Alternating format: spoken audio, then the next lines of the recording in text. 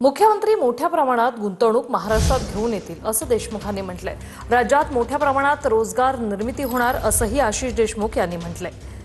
विदर्भात देखील हजारो कोटींची गुंतवणूक होणार असं देशमुख म्हणतात। जागतिक गुंतवणूक परिषदेसाठी मुख्यमंत्री देवेंद्र फडणवीस दावोस दौऱ्यावर आहेत।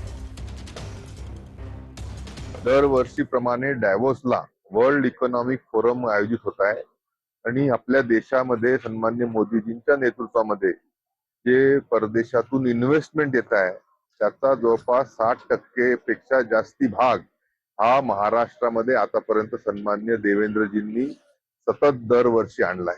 याही वर्षी ह्याच पद्धतीचं इन्व्हेस्टमेंट नक्कीच आपल्या राज्यामध्ये अपेक्षित आहे आणि मोठ्या प्रमाणामध्ये रोजगार निर्मितीची क्षमता या फॉरेन डायरेक्ट इन्व्हेस्टमेंटच्या माध्यमातून नक्कीच होऊ शकते। भारतीय कम्युनिस्ट पक्षाचा पालघर जिल्ह्यात लॉंग मार्च निघालाय। 6 तासात 21 किलोमीटरचं अंतर पार केले। उद्या संध्याकाळी लाल वादळ पालघर जिल्हाधिकारी कार्यालयावर धडकणार आहे। पाणी, जंगल आणि जमिनीच्या प्रश्नांवर हे आंदोलन सध्या सुरू आहे। आज रात्री मनोरमध्ये मोर्चेकऱ्यांचा मुक्काम आहे।